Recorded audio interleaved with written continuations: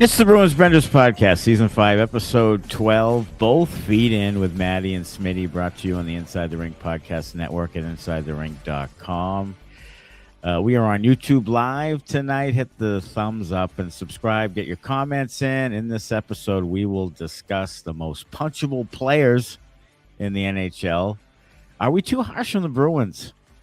And our Quinn Hughes trade proposal was met with some enthusiasm on X. All that and more coming up on this edition. It's episode 12 in season 5 of the Bruins Benders Podcast. Follow us each on X at Benders Smitty and at Mr. Batty Barry. And follow us at Bruins Benders because it's excitable over there. Some shit going on for sure. People were up in arms. People were up in arms. People were questioning whether we knew anything about hockey at all. I would just suggest that people watch the show, and if they watch the show, they would come to the understanding that we like to joke around a little bit here from time to time.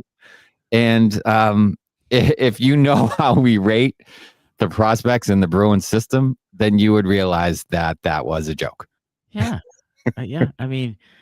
Yeah, we'll get more into it. We'll get into it. Jesus Christ, like some people, it's a study in human psychology. It really is, because some people were like, "You guys are fucking stupid." You guys. One person said we were on meth. Yes, that's Connor. That's on us. But the other side was we're never giving up all that. No. Oh, what? Too rich for my blood. Oh my Lord. No, thank you. Don't want an all-star caliber player to play defense for the Boston Bruins. Let's keep these shitty 25-year-old prospects we have. We don't have any production coming from the back end, but let's not get a guy who could produce from the back end. No. That would be, let's keep Georgii Harju because he does a lot back there. Yeah. Let's keep, let's keep, Soderstrom. Love's gonna get there. He's gonna get there. He's got 1,000 assists for Providence. He's gonna get there. Yeah. He's going to set a record that's insurmountable pretty soon because he's played so fucking long there. So there you have it. Hey, the Bruins are 18-13, and Smitty's both feet in. Yeah, sure. Get on the fucking bandwagon, folks. And I'm inching down the steps of the pool, but I might get that's your nature though in general, isn't it? Yeah. You're a toe dipper. You're not a jump right in. No, you're like a ease into the. I am ease into the water. Like, is it too hot, too cold? Like, you're not a go up to the high dive and just launch yourself off that thing. I'm like your aunt that takes the water and puts it on her arms a little bit, just to make sure. Yeah. Everything wet. You gotta ease your way in. Ease your way in. I'm more of a go up to the high dive and just jump off. You are. You're like cold son of a. But then you're in. Yeah, and then you're in. Hey, water feels nice. Fucking hop on in. Let's go. I'll tell you, it feels nice right now with the Bruins tied in points in first for in the Atlantic Division at 36 points. That's something I didn't see. That's something that even through the injuries, we said the injuries could kill them. It really didn't. They stemmed the tide there. Now they get McAvoy back soon, either against Winnipeg or Minnesota, probably, and then you're kind of cooking with gas, and then you have pretty much your whole team, aside from Georgii Harju, who may not have a job when he comes back. So, but you're going to have your whole squad, really. Yeah, that and I guess Jordan Harris you could throw into the mix too. But Jordan Harris. Apricots and Soderstrom have done a pretty admirable job filling in. Apricots, I think, has earned himself NHL minutes, NHL raw. I don't know how you take him out. No, I don't think you can send him down. I don't really don't. I mean, he would have to pass through waivers now, anyways, and he would 100% get claimed after how he's doing. Sure. People need defensive help all over the league, so I feel like he's certainly earned his spot, and it will be, it will take, either another injury or him to really kind of tank for someone else to kind of retake his spot at this point. Yeah, I think so. And then you mentioned Harris. I forgot about him. Like Harris and and Jokiharju are going to come back, and really, I kind of like the three pairs when McAvoy comes back already. Like, I don't know about Jokiharju, and I think I'd rather have Harris than Jokiharju. So Yeah. I don't know where Jokiharju fits in that. If he's the eighth defenseman, I think he is, because he is a right shot, which even Harris isn't. So I think when they come back, he's still one of the few right shots they have. So I think they'll hold on to him just for that. But I do think he'll end up being the eighth defenseman, because the guys that are in there have been playing pretty well. Yeah. All right, get your comments in the chat. We see some people in here. Adrian, Pejman, Bruins 1970. Good to see you guys in here. And we'll get to your comments soon. But first, Seven Chirps is brought to you by Lops Brewing, Lobster Brewing and Tasting Room in downtown Woonsocket, Rhode Island, specializing in small batch ales and lagers, open 7 days a week. Use the coupon code SPORTS to get 10% off your online order at lopsbrewing.com. Follow them at Lops Brewing for new beers and events. Chirp one of the NHL's most punchable players that you look at their face and you'd like to punch them. Yeah, this is certainly something that could the people in the chat could comment on. Who in the NHL has the most punchable face to you guys? Yeah, and who would you like to punch? I'll give you a little hint. There are 4 Florida Panthers on the list. Sure. Start there. And the only one from your Boston Bruins on the list is Nikita Zadorov, who I would think twice before I am punching Nikita Zadorov anywhere. No. I don't even know if I'm like tapping him on the shoulder and saying, "Hey, Nikita," because he might swing around and like catch me with an elbow, and I'd be out cold. Yeah. I'd be unconscious. I'm kind of with you there. I don't find him a punchable face. I find him intimidating as hell. Yeah, I find him scary. Is what I find. One guy, there was like a Chuck Matthew on here, but yes, Brady's got a little bit of a punchable face too, with his little fucking smirk with no teeth. Sure. Yeah, I'd fine with punching him too. Garnett Hathaway, former Bruin, on there, still has 0 points in like 30 games this year. Trevor Zegras, I could see that. He's got a little bit of a personality there. I think Connor Bedard is probably going to, inch up there a little bit. But Nick Cousins, he's number one on there with 24% of the votes, 107 responses. Brad Marchand, of course, around the league, still punchable. Yeah. And then there's, Dylan Larkin. Brendan Gallagher has always been a guy that had like a whack in the face. That to me is the guys. It's like the Brendan Gallaghers, like the Andrew Shaws, like the those little shitheads. Ribeiros. Yeah. The Nazem Kadris of the world. Like the guys who are just kind of stir it up and then won't stand up for themselves. Yes. They won't back it. Like they'll get in your face and stir it up. Like Burrows from Vancouver, guys like that. Ryan Kessler has a punchable face. Yeah, Ryan Kessler's an asshole. Yeah, and he's going to go to jail for a long time. Right. So he's probably going to get punched in jail, or maybe some other bad things will happen to him there.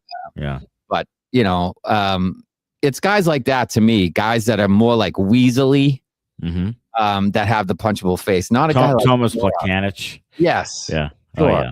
Like nice turtleneck dude. He has a left cross. Like I mean, Jesus. Yeah. Right. It's guys like that to me that have punchable faces. It's not it's not the Nikita Zadorov. No, it's Ryan not the Reeves and guys. It's not those guys. Those guys, take punches for a living. Yeah. So you punch them in the face, they're gonna shake it off, and then they're gonna, break your jaw in half. No, that's like saying like Kastelic and those guys. No way. I'm not. That's not a punchable face. A punchable face is a guy that you could beat the bag off of if you were allowed to. Or you just any smirks in your face. Yeah, even if you just want to really, they deserve it. They deserve it. What for? Yeah. Little how do you do? Shirt number 2, Fraser Minton, and Toronto's first for Carlo, but something else came of it. The pick that got Vlasic Blanar. Who's all the rage now, a low-round pick, and he's playing for somebody. He's going to World Juniors with World Juniors, what is it, Czechia? Is that right? I think it's Czechia. I think it is Czechia. On a green? Yeah. You fact check us on that bad boy. Blenar is going, and he's a kind of an under the radar, like, look, he's still a low round pick, and who God knows. We've played this song before. Yeah. You are right with Chechia, sir. Okay. All right, there we go. Blenar with Minton and that pick for Toronto. Mm-hmm. I mean, that could get right now. It's pretty good. Like we talked about, you got a third line center for Carlo. Great. You got good value in the first round pick. Great. Mm-hmm. Now you have to do some work with Blenar and the pick coming to really make it a good trade. So on the surface it is, but you have to complete the process. You do. You have to get somebody good with that first round pick and then have them develop into something. Otherwise it's probably a win for both sides. Like the Leafs needed a defenseman, you needed a younger, prospect, Fraser Minton type guy. Yeah. I mean, Donnie's been, looking for a Patrice Bergeron-esque center. To me, it's a Charlie Coyle replacement. Yeah, for years and years. So, and maybe you found him now, a young version of that, hopefully his offensive game can round out a little bit and you found something there. But, unless, that pick, doesn't become something, then, the trade Carlo's probably a little bit better. It's probably a little bit towards Toronto's end. If that, I think I saw amount to anything. The mock would be like 14 and 19. Yeah, I mean that's pretty good. Pretty good. Yeah. Chirp 3. How are we? Are we too harsh on the Boston Bruins? We got a little comment on the post game last night that we're just haters. Yeah, I'm not too harsh. You are though. I mean, I am. But look I'm going to say this, and I mean this. Like, I believe this. I still think we're pretty fair. We are. We are. When guys do well, we say it. Yes. And we don't get this over the top thing where we're just going to bash everybody. If they suck, we say it. Yes. I mean, I may have done that. I may have gone over the top. You think? People. Yeah. I had a long way to come to your level. Yeah, I may have gone over the top to bash people in the past, but I'm also on the bandwagon right now. Yeah, I'm you are. I'm up and down. I'm like a yo-yo, baby. Like whichever way the wind blows, here I am. For wrestling fans, this has been a face turn. Yeah, by Mr. Smitty. Yeah, it's we practically do this thing fucking daily. Yeah. So I'm going to say how I feel that particular day. Some days the Bruins do dumb shit and it pisses me off and I yell about it. Yeah. Some days they win.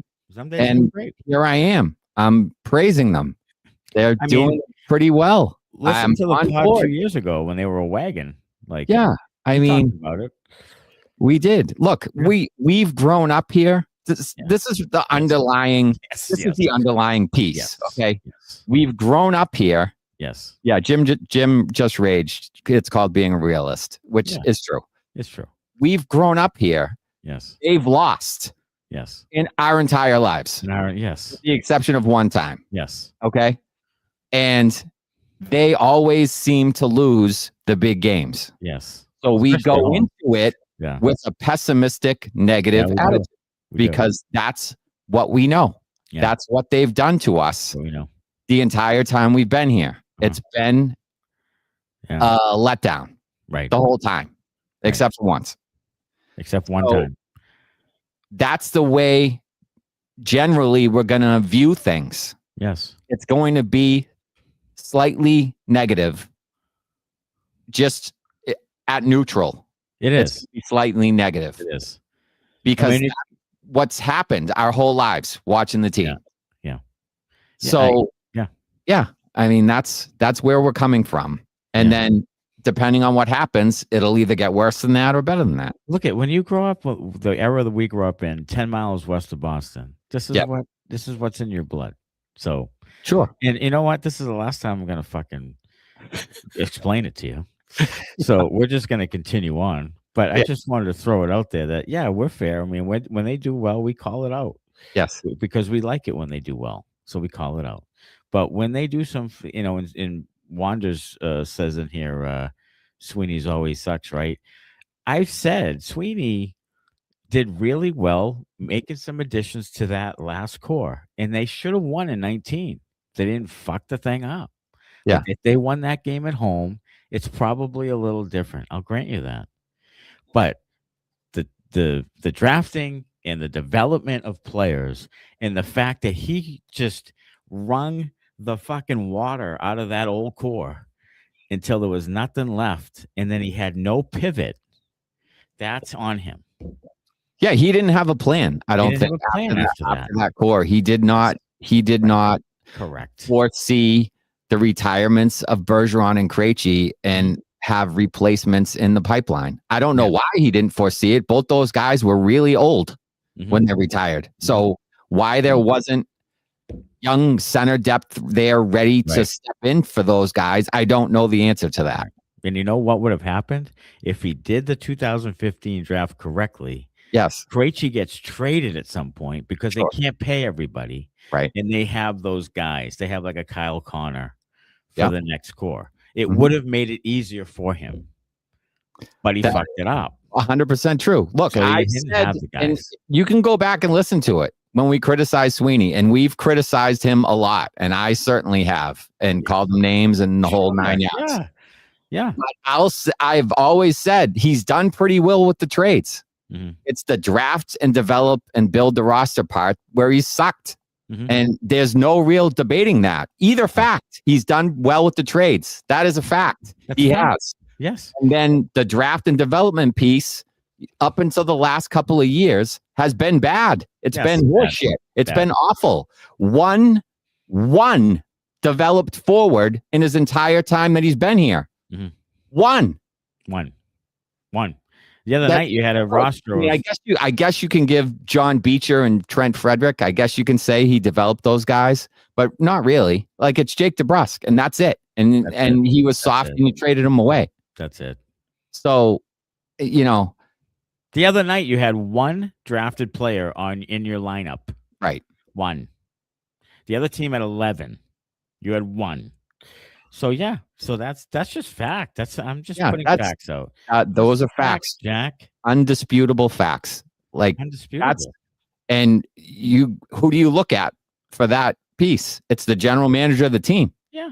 He's the one in charge of that shit. So who else are you going to blame? There's no one else. No. I mean, you can blame other people if you want to, but you'd be wrong.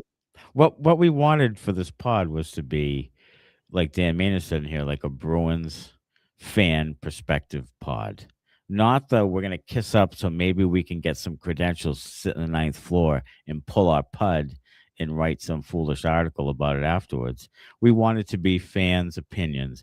We wanted a voice for the fans to come on here, write in the comments and say what, and you can disagree with us. Absolutely. Sometimes you agree with us. And that's what we wanted, is for fans to come on and have some part of this pod so they can voice their opinion and get some shit off their chest. That's what we wanted to do with this podcast. Yeah, I mean, that's what I do. If you don't like people talking badly about your team, then go to the other 10 Bruins podcasts. I mean, look, there's plenty of places you can go to to get an ass kiss for the Bruins. And you guys can. This isn't one of those places.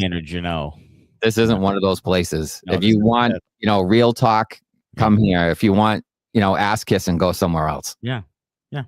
So chirp 4. Would you rather? This is Connor's concoction, and it's in the comments if you'd like to give us your thoughts.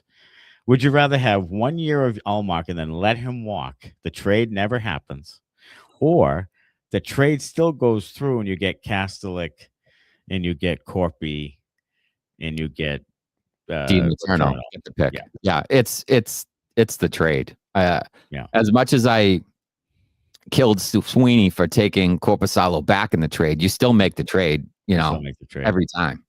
Because you get a first round. I would have liked Kastelic, Letourneau, and like a mid-round pick. Yes. Like screw Korpisalo. Or just Kastelic and Letourneau. Yes, that's it. The first round pick and Kastelic. And save the $3 million. That would have made a lot more sense to me. Yeah, to me, that's what I would have done.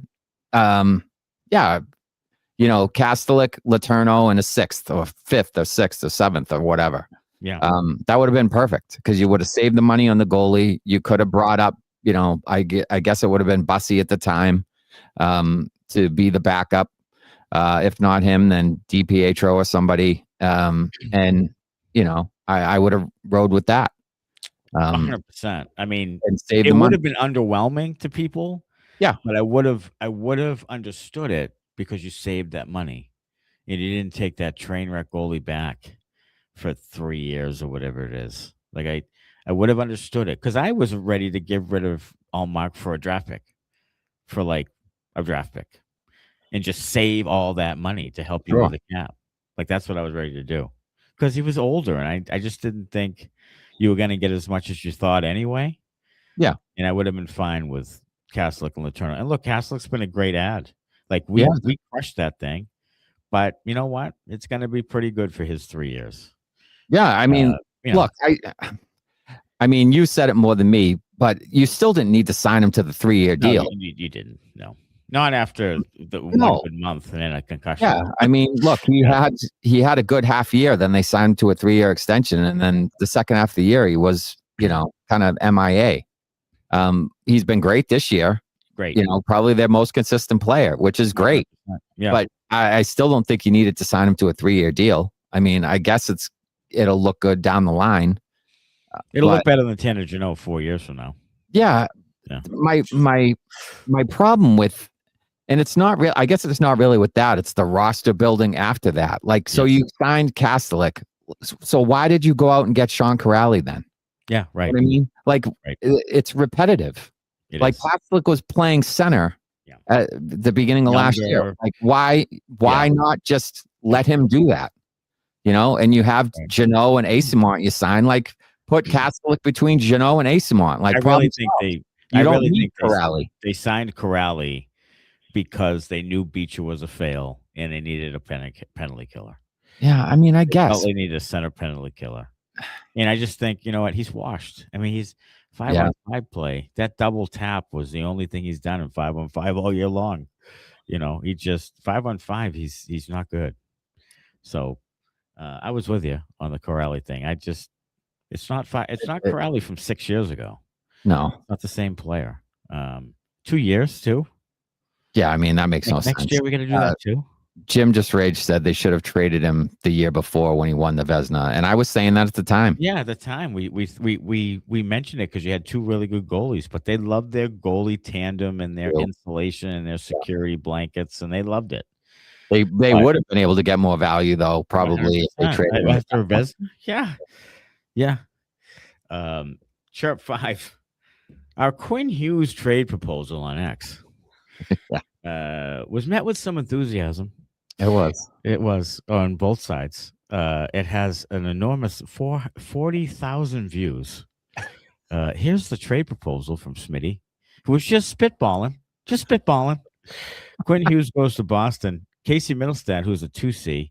Matt Poitras, who's definitely potentially a 1C. Mason Lohrei, who would be the replacement for Hughes naturally.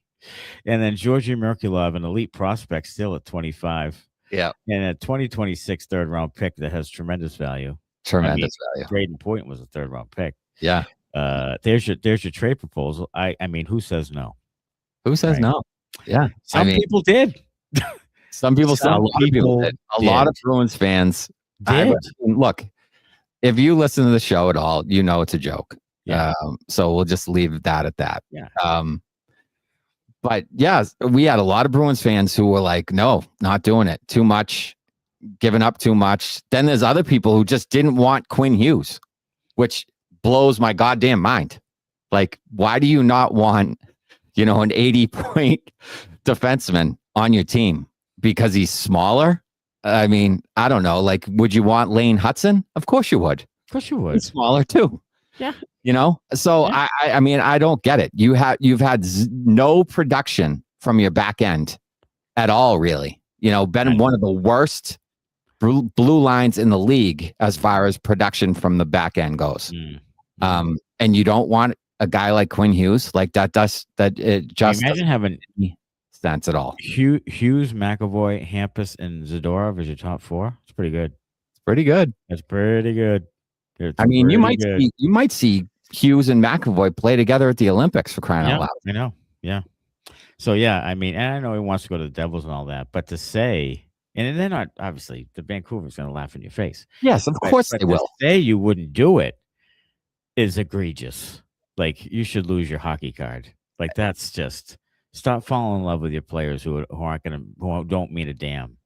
Yeah. Jesus Christ. I was just popping on that because every time I got on X, it was like, people were like, engagement bait. No, yeah. Okay, I'm going to tell you right now, we don't give a rat's ass about X or any of that. Like, we don't need engagement bait, dude. Like, we don't care about that. We can't get paid. We're not verified on the thing. We can't get paid from it. Hey, we have no blue check mark anymore because I'm not paying Elon $50 a month for it. Yeah, all we're doing is throwing fucking shit up against the wall and having a little fun. Yeah, that's all. That's all we're doing. Down. I mean, it's the same as Jeremy Swayman going to a casino in Detroit, or Mason Lohrei going to Dairy Queen. It's the same shit. I mean, it's the same shit. It is made up. Insider adjacent. Made up. I'm telling you, I'll tell you what this tweet today. You know what that says? We're going to do it more often. It's going to be absolutely. That's what it means. Insider adjacent for days. It's going to be all the time. It is. Absolutely. I was just making fun of everybody that's out there saying, we're going to get Quinn Hughes and this is the package that we're going to use. It was all over the place. So I was like, all right, fuck this. I'm like, going to go viral as a parody. You know what I mean? Yeah, I'm just I mean, come on. I mean, take it all with a grain of salt. It doesn't mean anything. What do you got, Connor? Can we just talk about how some people came after us like we were a bunch of assholes, and then they started getting hit with the receipts, and all of a sudden people are deleting tweets? You don't know. That's a great line. Yeah, that's classic. Because Connor was chirping back at some people today, and he's like, "So you got the joke?" And he's like, "It wasn't a joke. That was a true trade proposal you put out there." And then I throw a copy of our text chain back up with the receipts, and he deleted the tweet. Yeah, he did. He deleted. I said, I'll read word for word what I said. He's gone. I'll read word. Just talk amongst yourselves for a second. I think Connor might have it up there if he wants to fire it up there, but it was you put out the text chain that we had previous. You're like, I'm gonna go for it. Yeah, so I said I joined everyone on the getting Quinn Hughes bandwagon. My trade is fire. And Connor had a laughing emoji. And I said, if people take that trade seriously, like at least one person already has, I think humanity may be doomed. Like, I mean. And here comes Liam. Yeah, and here comes Liam. Here it comes, Liam. Yeah, he was adamant that we didn't know what the fuck we were talking about. We don't. But not in that case. Yeah, in that case, we were just kidding around. That was just a kid. We kid because we care. Mm-hmm. All right, chirp number 6. Dean Letourneau potentially getting snubbed from the snub list. 9 goals, 17 points for BC this year for Team Canada in the World Juniors. Mustard has 7 goals and 12 points. Boisvert has 1 goal and 10 points. They're both making the team. Should Letourneau make the World Junior team? Yeah, probably. Yeah. I think so. First round pick last year. He should be on that team. He probably should be on the team. Yeah. And maybe he will. Maybe he'll end up getting an invite. I think we campaigned enough for Will Zellers that he ended up getting an invite to US. Yeah. To US camp. So we'll just keep we'll just keep after it. Keep after it, and maybe he'll get for our Bruins prospects. Yeah, he'll get the invite after all. How much is it of maybe the people just don't believe in Bruins prospects? I mean, it could be it. It could be that. It could be that he's not great defensively. Right. Right. Could be that. Could be.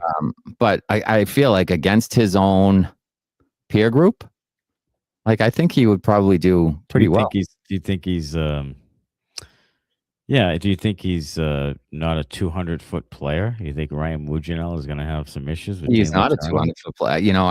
I looked at some of those I don't know if it's like underlying statistics like Jay Fresh and Hockey DB people put out, Rono and some other people put out on X, and he doesn't particularly win puck battles. Him or Higgins. So the compete level, I don't know if it's necessarily there with those guys. Yeah. So, that's something to work on. Away from the puck, neither one of them is great. Well, I'm telling you what, that's not a good sign. That's neither one of them. But, if they have the puck on their stick, dynamic. So there you go. Yeah. Give them the puck. Let them play. Yeah. And several Providence Bruins have had a problem with that. Yeah. And then chirp number 7. Should we be like Cam Neely and only care about the here and now? Yeah. Probably. Right? Yeah. Maybe I've just come out. Maybe I still think I'm 21-year-old me firing hats at the TV and just I should just say, look, I should just live in the now. Yes, that's what I'm saying. Until they get eliminated. That's what I'm saying. That's where I'm at right now. That's where I'm at right now. Yeah. Live in the moment. I might not see Dean Letourneau play ever. No, I might. We may die before they win another cup. So live in the moment, baby. Let's 39 years first time. Yeah. So another 39. I'm dead, dude. I'm not probably. Yeah, we're probably both dead. Yeah. So let's live in the moment. I'm not gonna be able to see the screen to see it. Yeah, let's have them win. I want to see them win. I'm gonna be talking to my pillow the next time they win the fucking thing. Yeah, you're gonna be smothered. Someone's gonna smother you. By a pillow. Yeah. Somebody's gonna be out to get me. All right, let's get to some comments. We're happy to have everybody with us here tonight. Certainly. Live episode of the Bruins Benders Podcast. The Nicholas chimed in early on before we get started. Fraser Minton. Thank you, Toronto. LOL's upcoming star. As long as he plays with offensive players. He's fuck it up, Sweeney. He's on Team Connor right there. He is on team. He's I don't know that emoji with a guy sitting at his desk and fucking cream all over him. I don't know if you have people on your side in this one. I don't think so. I think people love their Bruins prospects and their Bruins young guys. Yes, they love their Bruins shiny toys. Yes, so right now Fraser's playing pretty good. Good for him. Yeah. And look at I like Fraser Minton. I like what I see. I like him more every day. But right now I'm in that third line center thing, which is again fine. If he's a good third line center for the next 4 to 6 years for you, terrific. But I don't know if he's gonna be like a 60-point guy. I don't think so. Matty is in like his ultimate heel turn era. He is Debbie Downer on the team. He's motherfucking every player. Yeah. He's getting cooked in the comments. Like I'm the fourth member of the NWO. Like I'm coming in and they're throwing trash at me in the ring. Yeah. You're a little Generation X, I think. Yeah.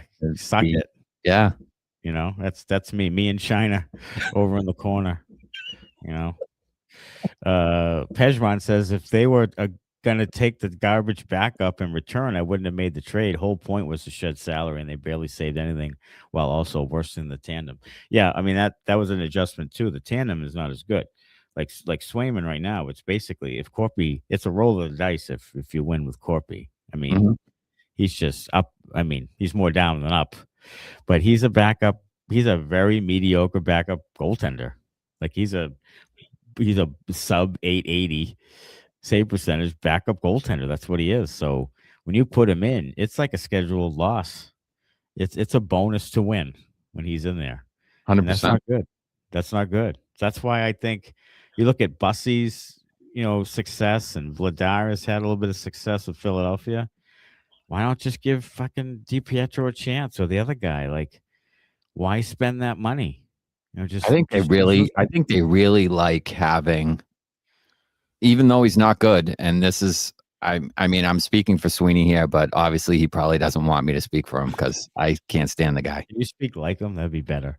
But I feel like he wants a veteran goaltender, like a veteran presence as part of his goaltender tandem. I honestly believe that. I think that's part of the reason. Going back in time, I can't remember a rookie backup goaltender for your Boston Bruins. You have Halak. You go back to Manny Fernandez. They've always kind of done it. And especially with Swayman being on the younger side, I feel like they wanted to have a veteran with them. They didn't want Swayman as a young guy and then another young guy as a backup. Right. So I feel like that's why they did it. I'm not condoning it. I think it was dumb. I would have saved the money and spent it on, some offensive talent, hopefully. But I just think that's where the Bruins were coming from as far as that whole thing went. My whole argument is if the guy isn't that good anyway, yeah, like is DiPietro going to be worse than Korpisalo? No, of course not. Like I agree with you. Like I think they should have done what you're saying, but I just, he might develop and he might be a little bit better, and you might get that tandem you always wanted, Donnie. Right. You got to give the guys a chance. I mean, it's the same with the young forwards. They got to give them a chance. How do you know what you have if you don't give them a chance? Yeah, she's a little plain Jane, but she got a personality. Give her a chance. Give her a chance. Pejman, if Dean L turns into a good player for the Bees, then great, but still didn't need to accept taking a horrible goalie in contract. Yeah, I didn't love it. And Smitty was beside himself when it happened. Yeah. Bruins 1970, I got something for him at least. Castiano number 1 was okay, but yeah, I agree on Corpy. More salary should have been retained by Ottawa. Jim Just Rage is someone who's been yelled at for being too negative when I go to games. I think people are just soft and don't want to see the game and team for what it is at that moment. Yeah, I think there's some, we wish it to be good. We don't want to admit that it's bad. You know, and there's a lot of that. That's what we do with the prospects. Yeah. We absolutely. Be really good, and we can't say anything bad about it because that means there's a little leak in the friggin' faucet, and maybe they aren't very good. Well, the majority of them don't pan out. Like, let's be honest. Like, the ones that you had just now, some of those aren't going to pan out. And on the average, like 1 or 2 maybe pan out. So the Simpsons and the Zellers and the Moores and those guys, some of those guys aren't going to pan out. Because I mean, the one draft they had with Kessel and Marchand and Lucic is not the norm. No. Like, that's a fucking home run. So that doesn't happen. So, prepare yourself for having some guys not as good as you thought they were. So, Pejman says, no, front office rode coattails of O'Connell and Chiarelli. The Bruins left cups on the table in 19 and 23. And you can argue 13, 14, 20. And 10... I thought they had the best team until Krejci got hurt. They did. So they could have won 5 cups in that. They should have 3. They should. Yeah. They should have definitely won a couple more than they did. Connor. One name that I think has a lot to do with this team, and they had success everywhere else they've gone since, is Jeff Gorton for the Bruins. Yeah. And then he went to New York and he had some pretty good success building that team. And then he went to Montreal and he's doing a pretty damn fine job there. He's doing a fine job there. He's a guy who drafts and develops and knows that thing. And the Bruins let that guy go. Donnie Sweeney came in prepared. Don Sweeney was huddling. He had a desk in the office, and he's saying he wasn't prepared for the draft. He was the assistant GM. I mean, he wasn't the janitor that they took his. Maybe he was. Maybe he was. Jesus Christ. Like, that is incredible to me, that excuse. It's incredible. That goes back to the accountability piece that I've talked about all the time. Like, just own up to it, dude. Just own it. Just say, I really I was in the meetings, whatever it was. I'll tell you what, I like my theory. I like my theory behind it, that they were afraid of re-signing 3 really good players all at the same time. Oh my God. That makes me so I think that they wanted to spread that thing out. I think that's part of it. It will never be confirmed. No. And people will call me an asshole. No, I won't. I think you're right. But I think there's some truth to that. I think you're right. Can you imagine Connor, fucking Shabbat, and Barzal at one time? Yeah, I mean that enrages me that the reason that they didn't draft the guys was money related. I mean, stretch it out. Look, take a project. You stretch out a little. So, they did that with Senyshyn. So you could say it was that piece of it. That piece was a stretch out. I think. Yeah. But the other two. The other two were rated kind of where they were. Zabora was, definitely. Yeah, Zabora was, and DeBrusk was too. Yes. He's just there. So, they just didn't really pan out. Yeah. But they should have just won with the central scouting. God damn it. That's the next insider adjacent was sending out. You know, What Donnie drafted Zach Senyshyn because he wanted to stretch it out a few years. Okay, I'll send that out. I have no problem tweeting that thing. Christ. Robert Forte. Since 2018, Sweeney drafted 14 D-men. It's 2025, almost 2026, and the NHL games played leader from these draft picks, Frederick Bernay, in his lousy one NHL game last year. Drafting development problem. Isn't it something? Like, it's something. Like, I know that not all teams have all these guys they drafted on the roster, but to have so few is pretty bad. Like, I don't know how you can defend that. I don't think you can defend it. I don't think you can.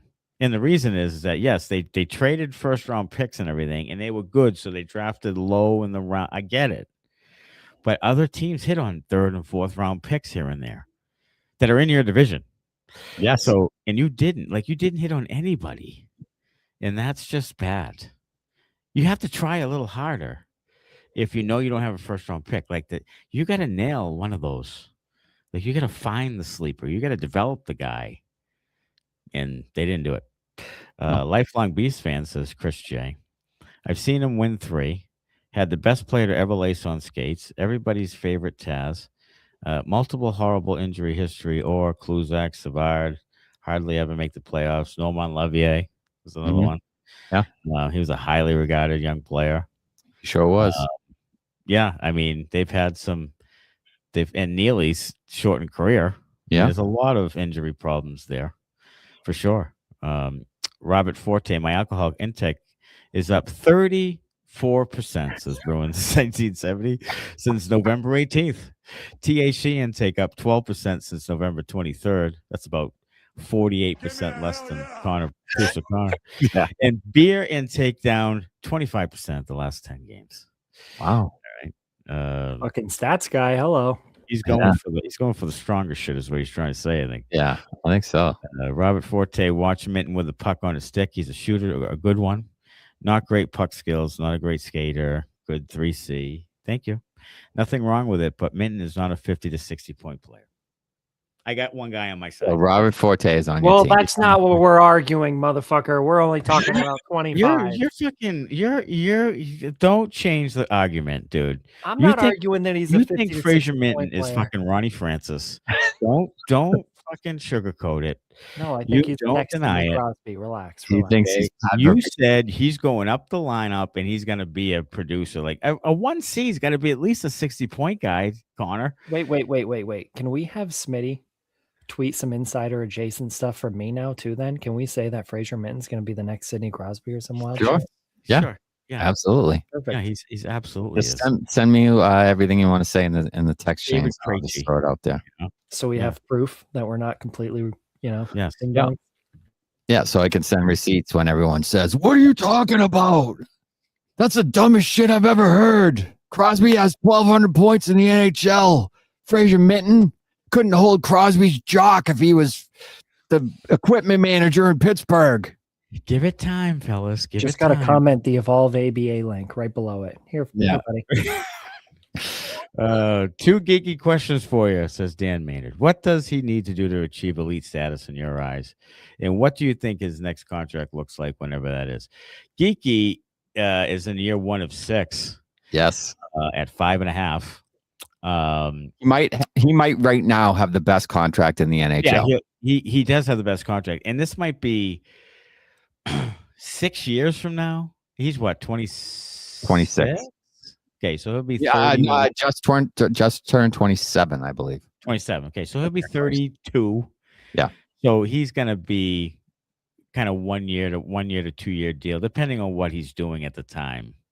He's going to be like a 1 to 2 year deal kind of guy after this. So this is his longest term deal I think I'll have. To be elite, I just think he's going to just some guys who are just like goal scorers. You know, Jeff Skinner was a really good goal scorer. And I find Morgan Geekie maybe to be more like that guy. And I'm talking about Skinner in his prime. Yeah. Like that type of guy. He's not a playmaker.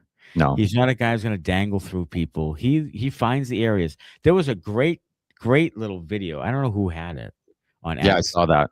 about him not going below the goal line. on offense. He was So always like a third man high. Yeah, he's third man high all the time. He won't go there. So the guys who playing with him now, it's Steve's, before it was Nutty, they go in and get the puck, and they find him at the spots that he stays around. Yeah, and then he fires away. So he doesn't go win the battles below the goal line, which I found fascinating. And give credit to Sturm. That's called taking a player's his best qualities and putting him in a position to succeed. Playing to the strengths.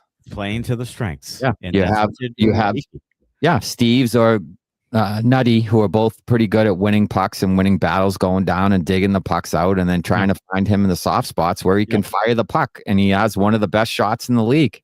That's good coaching.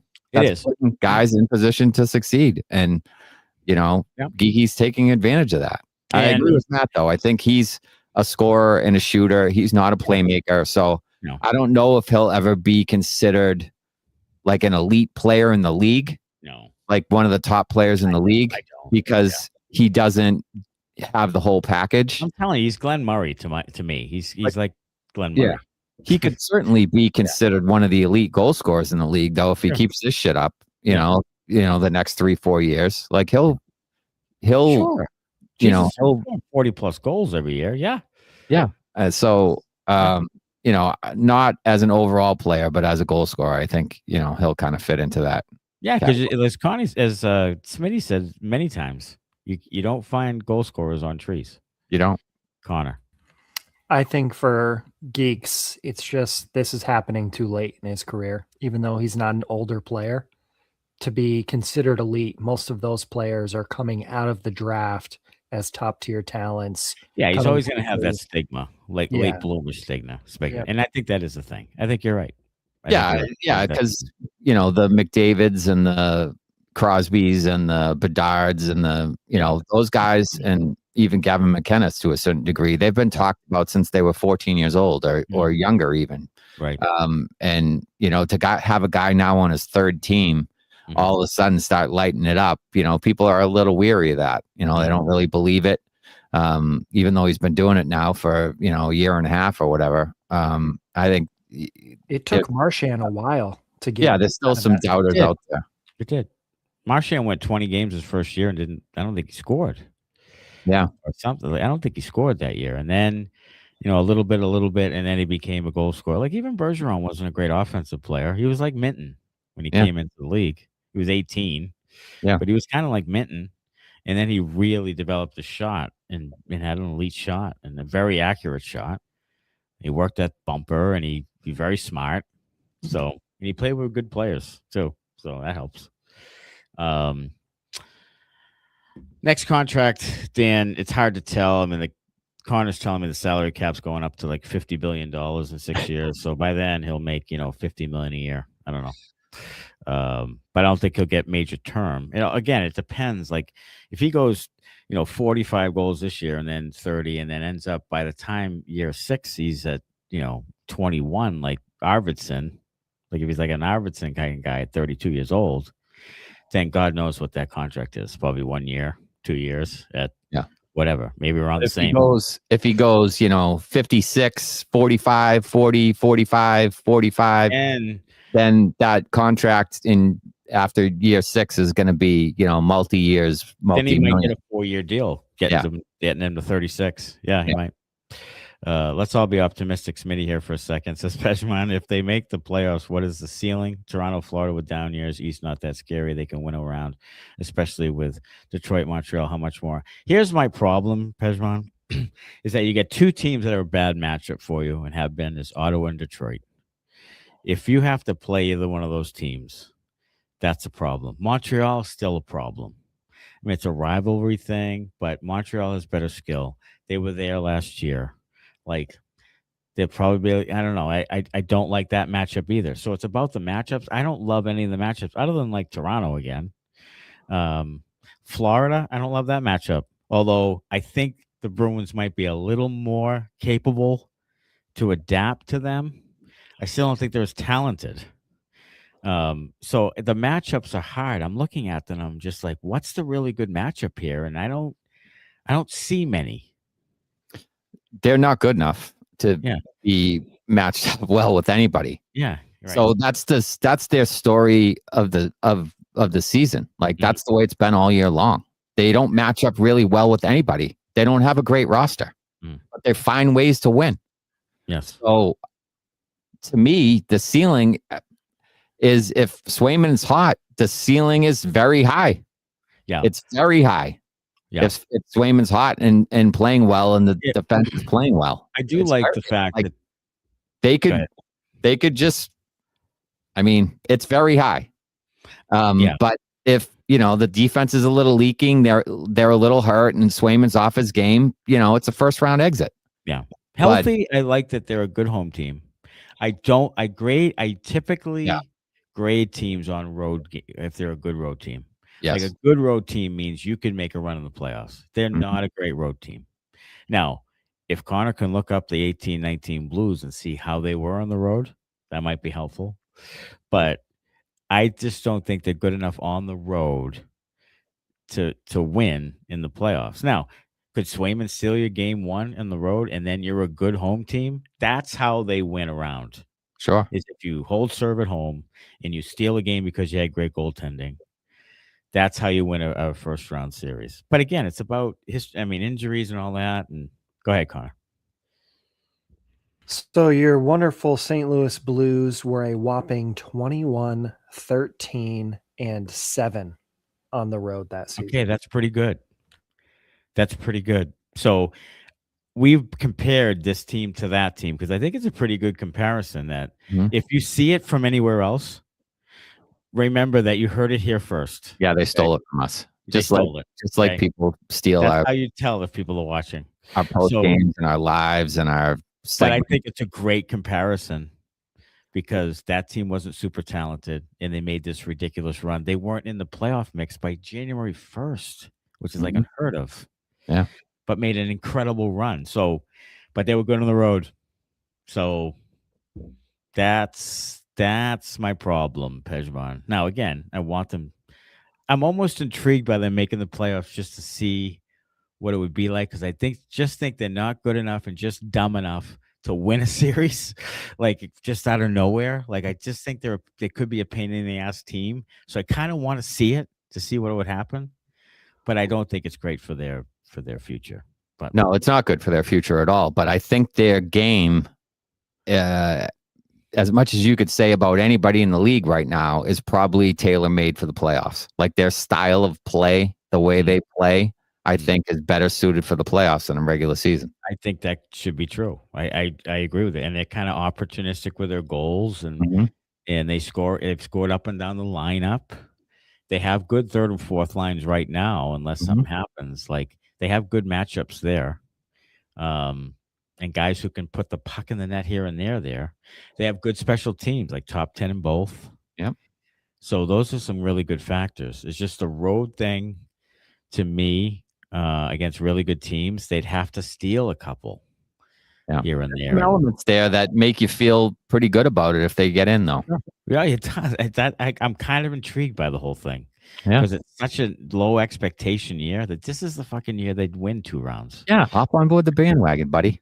Plenty of room, plenty of space. I'm not even at Christmas yet, for fuck's sake. If I get on the bandwagon and I roll an ankle rolling off, I'm telling you, I'm gonna. You're talking about we're not even at Christmas when like last week you were like, oh, winter's here, like 18 fucking days until like here we are, it's winter time.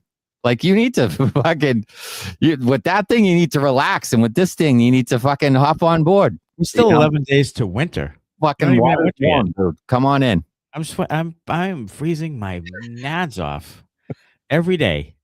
There's snow on the ground today. Fucking cold out. Oh God! Actually, today it was beautiful out. Today Today got to about 30 here in Maine. It was 50. But we had this slushy, wintry mix ice. Fuck. Robert Forte, DiPietro is not an NHL goalie. It's the main reasons Corpi remains. All 31 NHL teams could have DiPietro for free, and they all pass. Corpi still sucks. Yeah, I mean that's a good point. I don't know what it is that people have evidently around the league have seen that this guy is not NHL material. Now, he is 27. He kind of, he was traded for Jack Studnicka. I mean, he was kind of out of nowhere. He's become an excellent AHL goaltender. How big is he? That might be what it is. 6'3". Oh, he's 6'3". He's a big dude. He's tall. Okay. All right. Yeah, he's like Rask tall, like 6'3", 6'4". He's like tall and thin, like Rask, I think. Yeah. Sometimes if the goalie's a little on the shorter side, people are but there's something they don't like at the NHL level, I guess. I don't know what it is. But he jumped over Bussy, and Bussy is playing great with Carolina. Yeah. So I don't know. Also, Robert Forte, the mistake was with Bussy. Bussy may actually be a replacement level NHL level backup that could be a good or better than Corpy. DiPietro, sorry, he let up 5+ a night in the NHL. And I trust you. I don't know. I don't know how people are that confident that he isn't. Like, I don't know. Maybe I'm not questioning it. I'm just saying I don't know how you can tell. Yeah, to me, I mean, he hasn't really gotten enough of an opportunity at the NHL level for me to make a decision on that. And I feel like he can't be really much worse than what Korpisalo is giving you. So why not take a chance with a guy that costs you less money, that where you could save some off the cap and maybe spend that money in a different area of your roster to improve things. True. So that was my only point going into the year and going into the trade with Ullmark is why take back a goalie who's, whatever, an average backup coming off bad years in Ottawa. Like, why would you take that guy and that money on when you had, the possibility of having a guy who could give you the same thing, but for less money? Like, it just didn't make sense to me. Yeah. Adrian has a really good question. Why do we need Geekie to be anything but a great scorer? We don't. You're absolutely right. We don't need him to be anything else. It's the hardest thing to find is a great goal scorer. Just let him score goals. Yeah, and especially on this team, with the way the roster was constructed, they had a bunch of guys who were pass first. Mm-hmm. And they finally found a guy willing to shoot the puck. So, you got to hold on to that guy. And, he has a pretty good chemistry with Pastrnak. And the shot is actually finding the net, which is the best part about the whole thing. Yeah, I mean, yeah. And I just, look, it's so hard to find goal scorers. It really is. So you just got to let him score. This is why I don't love Pastrnak. Seems very pass first now. And it almost seems like I don't know what he's trying to make Morgan Geekie a Hall of Famer or something. I don't like last night, like looking to pass like way too much, I think. And I don't want him to get into that. Score your 50 goals. That's what you get paid to do. Like, and there's no center to really play make. And Pasternak's become a very good playmaker. Like, I give him credit. But that's not what I want from him. I want him to put the puck in the net. Yeah, so, I'll say what I said about James Hagan. This is as far as Pastrnak goes too. Like, give me the puck on his stick and let him make the right play. Like, if it's a shot, then it's a shot. If it's a pass, then it's a pass. I trust Pastrnak to make the right play with the puck most of the time. Yes. I mean, he still does some dumb shit. Yeah. He had a couple of behind the back passes on the power play last night. I was like, what are you doing, dude? Yeah. But, for the most part, like, I'll be fine with the puck on David Pasternak's stick and letting him determine, what he's going to do with it. Yeah. So that's kind of where I fall on that thing. Yeah. Robert says, DiPietro is a string bean and not athletic enough. I think how Merkulov, although capable in the AHL, is in the NHL. And that could be it. That could very well be it. Could be. I think he deserves a chance, though. I think both of them do. I mean, Merkulov got what? He's averaging at the NHL level between 6 and 8 minutes in like 4 shifts a game because they, he does one dumb thing and they bench his ass. Like, that's not a legitimate shot at the league as far as I'm concerned. I don't think he has the foot speed to play in the NHL. Mm-hmm. I think that's what his problem is because he's looked decent in training camp when they play against other training camp players, which are other AHL guys. Mm-hmm. And then he can produce. But when it's, NHL against NHL, best on best, like he's a little lacking there. Sure. but I would like to see DiPietro get a legitimate chance. Like, put him in the NHL and let's see what he can do. If he can't succeed, then he can't succeed, and that's fine. Yeah, but he deserves a shot. Like Korpisalo gone in there, and he's had like a couple save percentages in the 800s or 700s. Like, I feel like DiPietro could do that. Like, he could do that. So give him a chance. And, maybe he's better than you think. Yeah. Robert Forte says we don't need to be paying Pastrnak $11 million to be Geekie's Craig Janney. Yeah, no, Geekie's Bobby Joyce. That's not happening.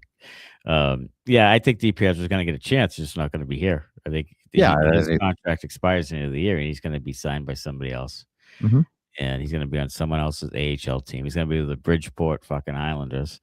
And then he's going to play a little bit for the Islanders next year or something. Something's going to happen. And he's going to play eventually. He's going to get a shot. I mean, his numbers have been too good not to try to give him a shot on a bad team and see what you have there. But the Bruins, again, they do goalies well. They do. They've developed a lot of goalies around the league, and they do that well. I wish they did the forwards as well. Me too. They certainly do that well. All right. Beauty and Bender for this week. My beauty this week, a little shout out to Connor. I'm going to go with Minty Fresh. This'll teach those filthy bastards who's lovable. I'll tell you, he's so fresh and so clean. He is as lovable as can be right now. Mm-hmm. Everybody loves him. Some Fraser Minton. Looks about 12 years old. Everybody does except for you. Yeah. What, 12 years old? Look, loves themselves some Fraser Minton. I like Fraser. I don't love him yet, but I like him. Yeah. I like him like your aunt likes you twice a year at Thanksgiving. Yeah. I think you like him like the sitcom Frasier and not like Cheers. Yes. I like Frasier a little bit, not as good as Cheers. Yes. Yeah. I'm going to call him Kelsey Grammer now. Yeah. That's me. And the Bender, sorry folks, is gullible people. Yeah. That was not a real trade. I almost wrote satire in the thing. I almost did, but I think if I did that, then I don't think we would have gotten nearly the response that we did. Okay. So, yeah, look, if you watch us, you know how we feel about Mason Lohrei and whether or not he can be I can't say it with a straight face, be a Quinn Hughes replacement. God. Yeah. Georgii Merkulov, an elite prospect. Yeah, you know how and Georgii Merkulov is not an elite prospect. Oh my God. So Matt Poitras, 1C. You know how we feel about that thing. Jesus Christ, just come and watch the show a little bit, people, and we'll figure it out. Comment, like call us out on the stuff that you say we do. Go ahead, call us. You know what I mean? We'll right on here with you. Swear at us. We're fine with it. We'll banter with you, sure. Yeah. All right, we're gonna go on a bender. 10 rando questions for Mr. Smitty. Put 2 minutes on the clock. We're doing 2 minutes. All right. Yeah, 2 minutes now because the 1 minute thing just blew up in his face. Yeah. 2 minutes on the clock. Here we go. Number one, how many Christmas gifts have you purchased already? 3. Best gift you ever got? Probably an old school Atari when I was a kid. Ooh, love that one. Yeah. In honor of Jim Montgomery, is your wallet in your front pocket or your back pocket? My wallet is in my car. Okay. Which podcast would you like to be a guest on?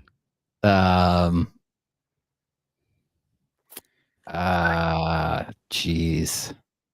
Chicklets, I guess. Chicklets, okay. Favorite Christmas song? Celebrate Me Home. Yes, me too. If we did play-by-play for one Bruins game, could you avoid swearing? Probably. No. On the Bruins, other than Pastrnak, who shoots a penalty shot to save your life? On the Bruins? Yes. Oh my God. Fraser Minton. You're dead. Yeah, I am probably dead. Yeah. You know what? I'll go Charlie McAvoy. Charlie McAvoy. Okay. I'm going Casey Middlestad, who's like 25%. How many shots before you beat Korpisalo? 3. Third shot. You beat him clean. Look, I mean, he gives up the first goal on half the goddamn games he's in there. I feel like I could beat him clean. I mean, where am I shooting from? If I have to shoot from the blue line, I'm fucked. Right, like either a penalty shot or just in the slot, like wherever. I mean, the paint. I'm scoring. Scoring one of the first 3 shots. Favorite sip ever. Favorite sip ever. Oh, that's a good one. It depends on the season. All right, Christmas season, winter season. Winter season, it is 5, 4, Buffalo Trace bourbon. 3, okay. 2, you have to fight one Bruin. Who is it? Yoki, how are you? Yoki, how are you? Can you fight to a time limit draw? Yeah. Nicely done. I'd probably take Yoki, how are you too? Because I still don't know what he can do well. Yeah. He's probably left-handed to probably knock your fucking face off. I'm left-handed. I'll knock his fucking teeth out. You'll be so mad at him to start with. I will. You'll have more rage. Yeah, I will. That will push me over the top, I think. Yeah, it most certainly will. Hey, we appreciate everybody's participation tonight. Good discussion. Lohrei has a punchable face, says Robert Forte, and Adrienne is going to fight Swayman. She's going after the Bulldog. She is. That's who I would fight. Hell yeah, the Bulldog. Let's see how much of a Bulldog you are. Yeah. Yeah. Tomorrow night, Bruins at the Jets. It's never a good one, but hopefully tomorrow night it is. We'll see everybody post game.